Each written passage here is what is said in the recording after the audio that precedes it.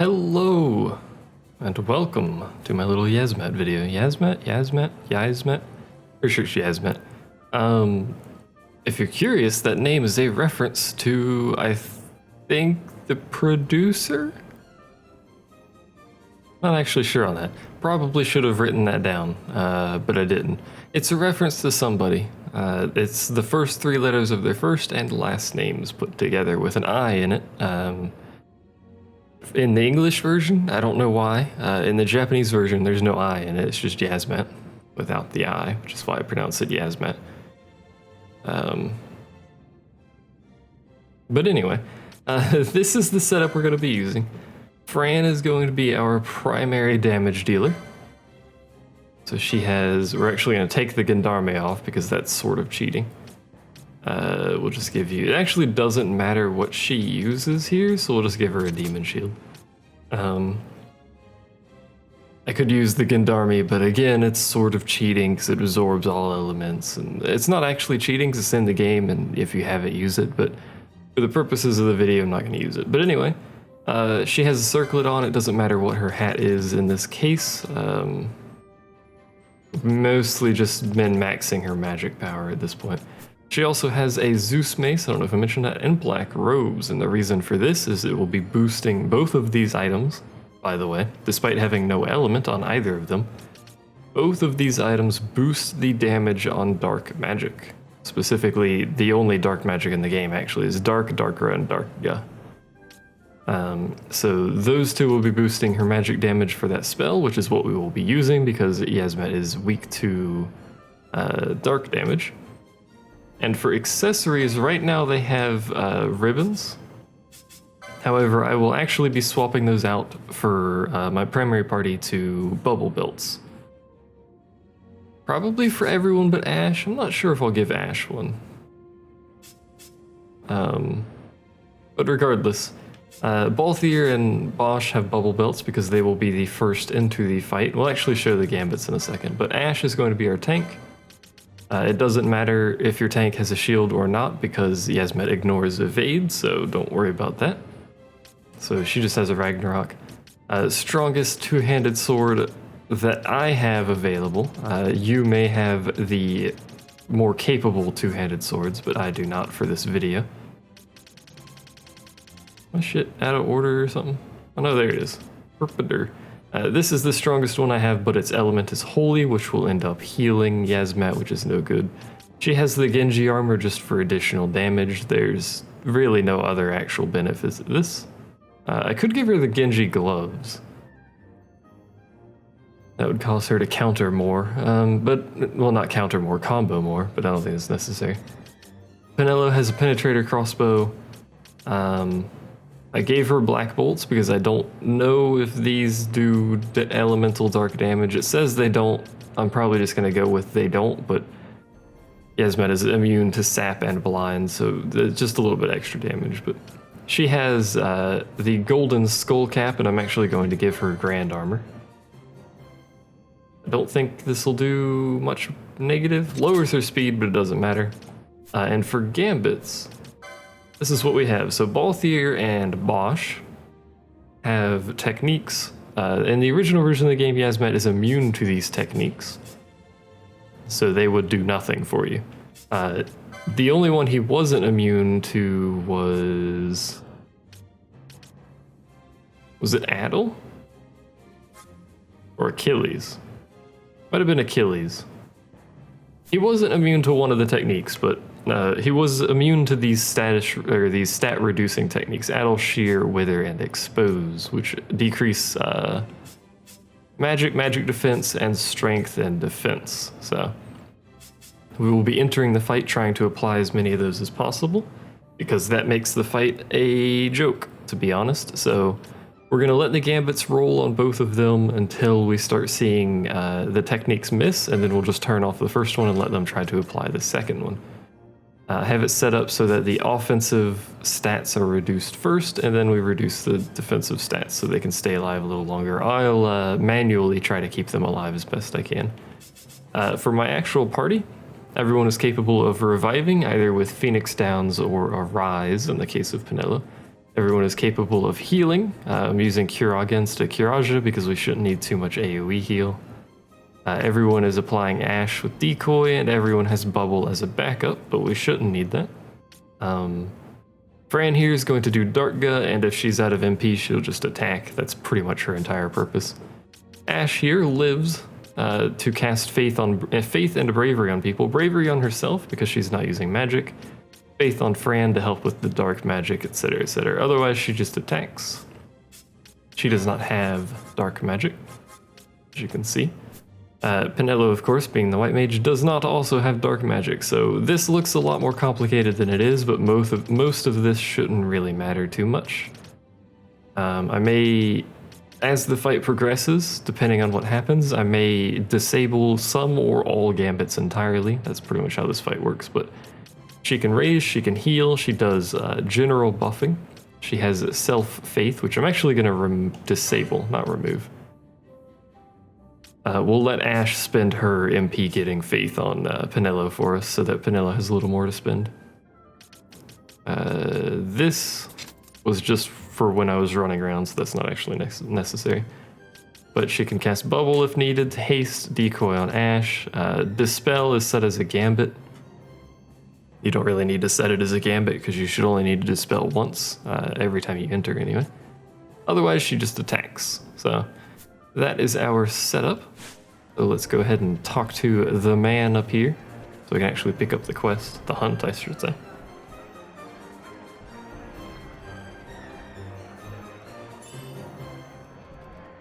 Impressive, Kupo. Yeah. Here we go, the final hunt. It's a great picture of it there. No creature more foul walks this Ivalice, Kupo.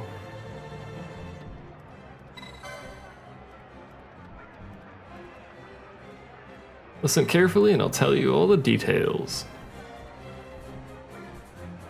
I founded this clan in hopes of one day fostering a hunter with the mettle to face the mark I'm about to describe to you.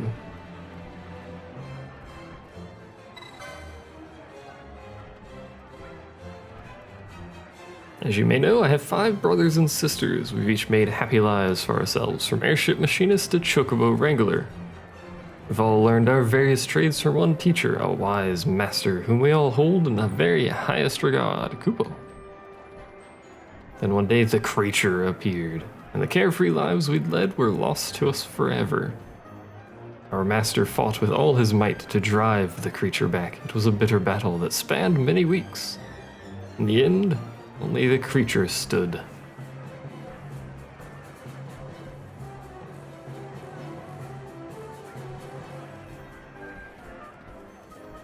You must find it and destroy it.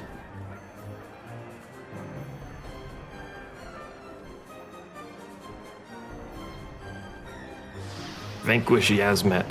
So, Yiazmat is immune to essentially everything, except for those techniques in this version for reasons I don't quite understand. Weak to dark damage, absorbs holy, half damage to all other elements. Importantly, besides having very high stats, if you are to fight this, and if you guys want, I guess I could make a video without using these techniques. If you are to fight this creature plain, it will do just boatloads of damage. It's I think it's 5k plus per rake, and it does rake a lot, so it's pretty hard to tank it. But it's with the techniques, it's not too bad. In fact, if you manage to apply all of the techniques to their max extent, you can actually do this with a very low level party. I'm talking maybe like 60 to 65 or something like that could probably do it with all the techniques applied. We can't actually teleport straight there, can we? We can do the Ridorana. Do you want to do Ridorana? Yeah, we'll do Ridorana. The other way to get here is via the airship, but I always forget we can't teleport to that side of the island. That's okay though. We'll just make our way out of here. We'll actually flee. Well, maybe not. We'll flee for now. Go ahead and show you the map. So Yiazmat, our good friend, is located right here in the Colosseum. He's dead center of the Colosseum. Oh, another thing. He's the only enemy in the game capable of applying an ability that has a 100% chance of death. So you will have to be aware of that. If you're curious what I'm doing with the fleeing, I'm actually hoping our debuffs our buffs fall off. Apologies for the standing around here for a little bit, but we're just going to stand around, let our buffs fall off so that I can reapply all of them at roughly the same time. Bubble doesn't really matter. And in fact, I probably should do this without recording, but here we are. You can enjoy the lovely scenery. Look at those clouds go. Going the opposite direction of the wind, but that is a-okay. So our buffs are about to fall off. Shell's the only thing left, I think. Here we go. Let them reapply all their stuff. Which should be that. There you go. They all finished at roughly the same time, which is pretty good.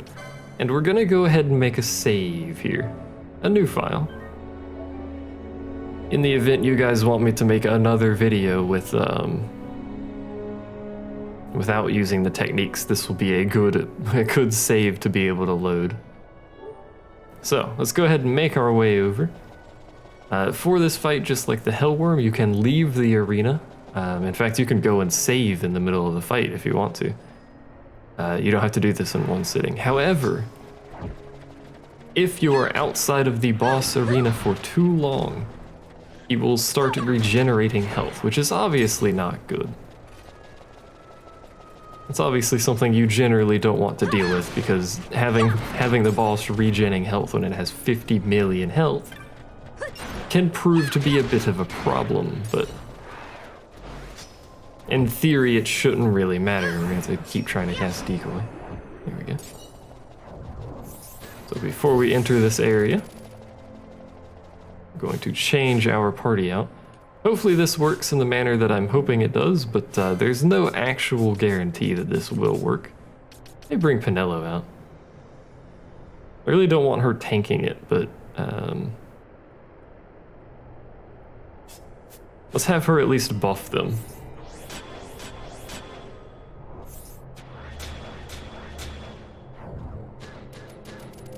They have a slightly better chance of applying their stuff, so go ahead and head in here. We'll turn off the speed bonus. The other thing we need to be wary of is the battle speed should be fairly high. It should be all the way up at the end of this fight here. Both of yours gambits are off.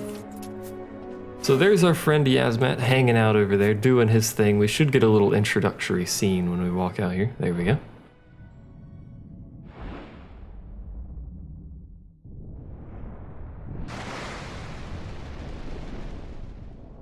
Yiazmat is intended to be the final thing you do in this game, apart from trial mode and the international or Zodiac versions. I just hit my desk, don't mind that. You guys are missing. You disappoint me. You're still missing. Excuse me. This is very bright, I'm aware. There's really not a whole lot I can do about that. Notice how much health Bosch has, by the way. You know what? Let's bring Penelo out.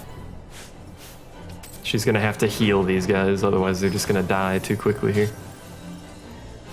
Did you guys actually apply that? You did. Okay. So they are managing to hit their stuff.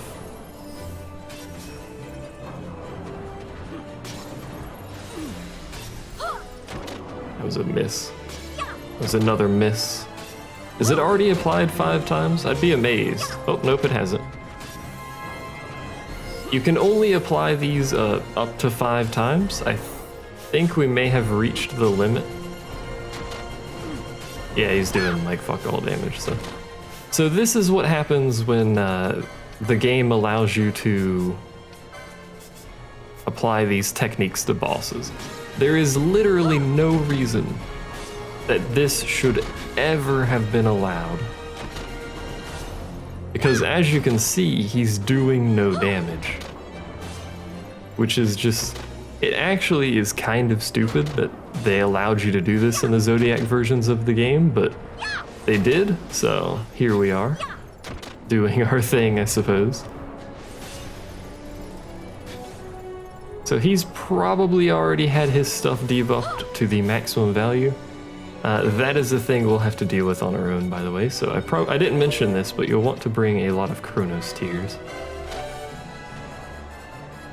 Because he does have the ability to apply stop via the thing-a-ma-ding. I think we've debuffed him to his max, so somehow we need to get Bosch out of here. So we need to be really quick. Screwed that up. I actually just want, like, could you stop targeting literally everybody? Pinello's targeting everyone now. Stop that. Okay, let's get Bosch out of the party. And as soon as possible, we'll get Balthier out of the party as well. It is possible to, between his attacks, that's what I'm trying to do. There we go. Manage to actually get people out of the party there. We'll go ahead and bring everyone back in. And begin the fight for real. Now, if relevant information here, I suppose, if for any reason you have 50k, if for any reason you have party members that are in the outer areas of the Colosseum or on the stairs or anything like that, he will use his instant kill attack on you, which includes anytime you try to leave the arena to heal up.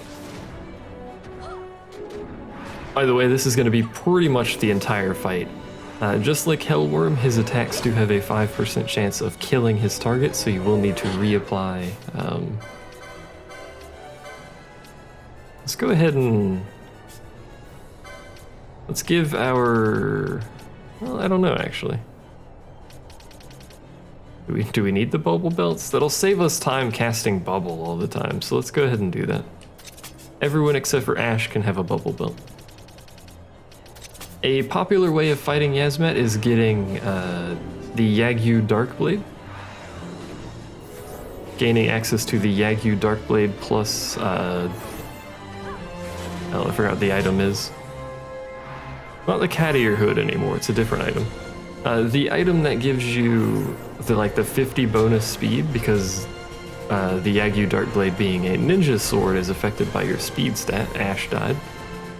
It's just a thing you will have to deal with, so don't really worry too much about it. Anyway, got Decoy back on our tank. Once Yiazmat reaches 50% health, he will gain a, by the way, this is the thing, he will gain a defense reduction, or a damage reduction. Damage dealt, taken, whatever. He takes less damage. You Asuna yourself? I don't remember. Yeah, you do have it. Okay. There we go. In the original version of this game, this meant he took a flat 6,999 damage from any and all attacks. Because there's a damage cap of 10k, that's unfortunate. This is, again, a thing we're just going to have to deal with. There's really no way around it. Unfortunately, we're just going to take... You know, we're just gonna die occasionally. We can't do anything about it. But, yeah. Take the Darkblade, give that item that gives you increased speed for the increased damage and attack speed. Berserk this character, and then put them at critical health. When you put them at critical health, they will deal increased damage because of the technique that you have. You can do this with 2 people, and then reverse your tank, so that they take, whenever they take damage from the boss, they will be healed instead. Reverse is an annoying thing to keep applied to people though, because it wears off quickly and is sometimes hard to apply, but usually you can get it done. I mean, Decoy is really annoying to apply too, so pretty much just have to deal with it. Anyway, this is pretty much the whole fight. At 50% health, he will get that damage reduction. which is just a 30% damage reduction, a flat 30%, I think. So it's pretty much what we're gonna do. If you want to be super safe, and if you're not using this with not doing this fight with the techniques, you will want equipment that will either reduce or absorb wind damage. I don't think there is any equipment that will absorb wind damage apart from Gendarme, I think. I think there's only equipment that halves damage from wind.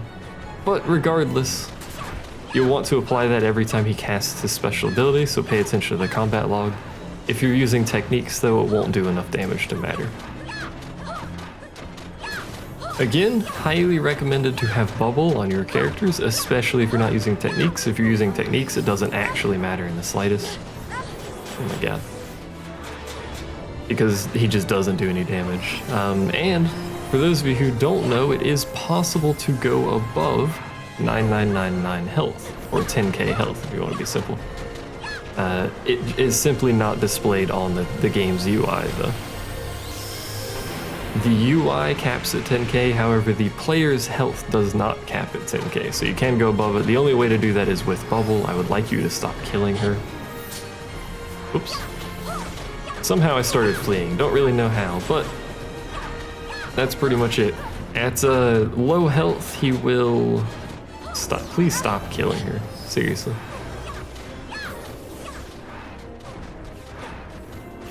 Anyway, at low health, he gets an attack bonus.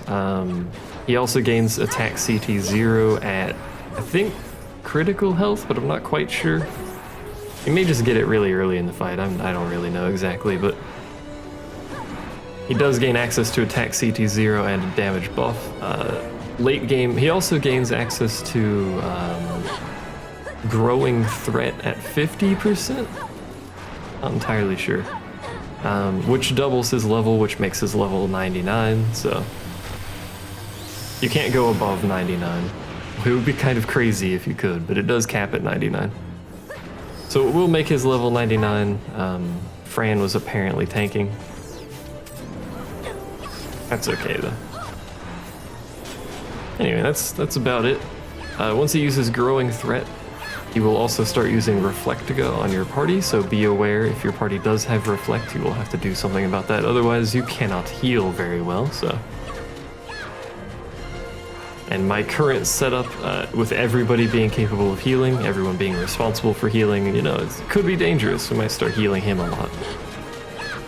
Alternatively, you could just never heal and simply revive people with Phoenix Downs, which is a recommended strategy, or just use Arise. Because he simply kills your party members randomly anyway, so the healing is sometimes not the greatest idea, but there's actually not going to be any commentary for the rest of this video, so there will be a lot of information in the description, some tips, some relevant information, stats for Yiazmat, etc., etc. But the rest of this fight's not going to have any commentary, because it's mostly just going to be this. Anyway, thanks to everyone for watching all of my stuff, whatever you may or may not have watched. Nelly, having fun down there? I wish Fran would stop moving backwards every time she casts something. It's kind of annoying. Look at this shit. Stop it. Alright, anyway, thanks for watching. I'll see you guys at some point in the future. For, what else do we have for this, actually, before I stop? I don't think we, there's Death Strike, by the way. Well, this will be the last bit of commentary, because I don't think I've mentioned Death Strike, but, yeah. Death Strike is the instant kill thing. It's a 100% chance of killing if it hits, so I really wish you'd stop doing that. I should probably set up a gambit for this so I don't even have to do this, because I'm really lazy about this. Mostly just don't want to get cleaved. Anyway, thanks for watching. I don't think we really have much of anything else left for this game, so besides RNG videos for special items and stuff. But regardless, that's going to be it. So enjoy the rest of this quad speed action with Yiazmat here, I guess.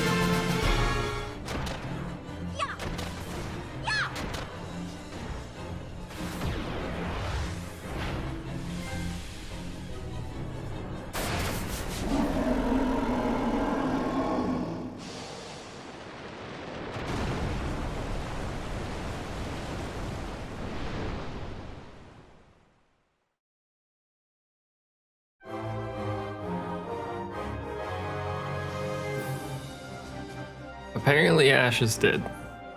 She's not here in this scene.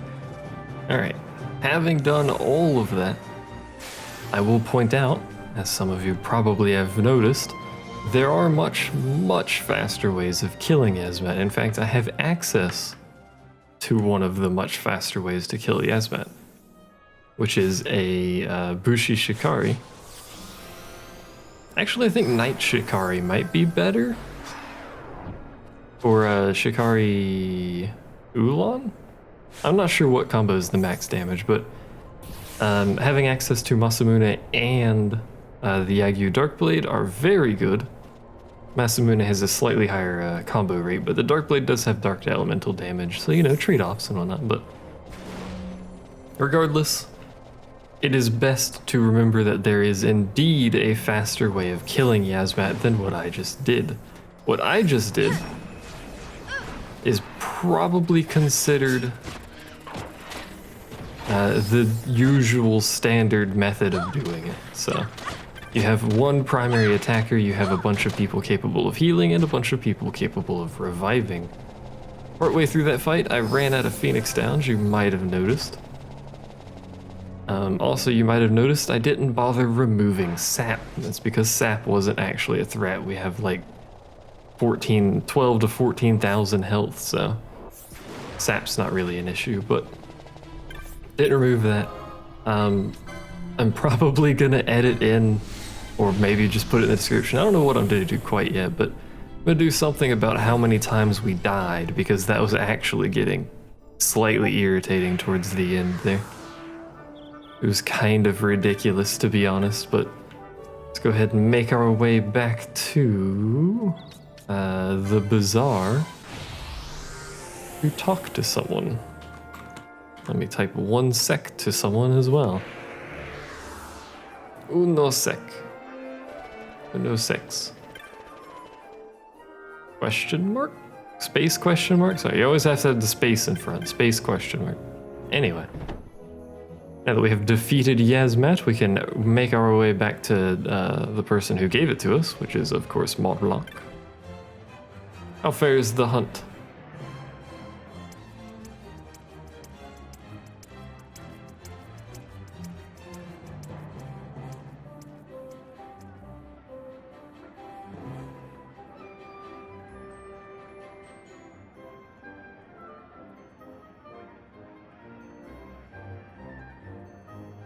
Don't worry about the straw, I just want to thank you in person.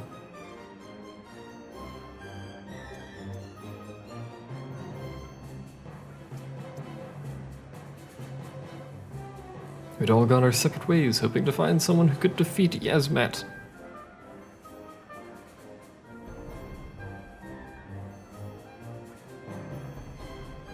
That makes you the strongest now. Well, I mean, there's multiple of us, but, you know, details, I guess.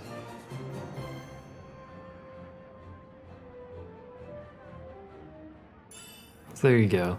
30,000 gil, and we get the God Slayer's badge.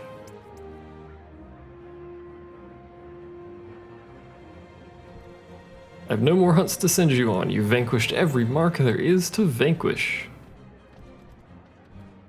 There you go. Now before we end this video, because this is going to be the end of the video, we're going to quickly leave, actually. Before we quickly leave, let's go to the, oh, not the clan primer, the inventory. Badge awarded for slaying the most powerful creature of all time, the great worm god Yiazmat. Doing that fight in the original version of the game was quite the ordeal. I'm talking like, what, maybe 4 hours was probably the average, with some people going even longer than that, so it's kind of ridiculous, but there it is, worth exactly 1. We have exactly 1 in our inventory. And I'm going to sell it. There you go. That's what I think of your God Slayer's badge. Anyway, that's going to be the end of this video. So thanks for watching. Check the description. If you've made it this far, I'm slightly alarmed why you're still watching, but thanks regardless. But anyway, there's stuff in the description. Check it. Whatever. Share the video. complain that nothing happens for about 50 minutes of it except for quad speed Yiazmat fighting. But anyway, thanks for watching. See you guys next time.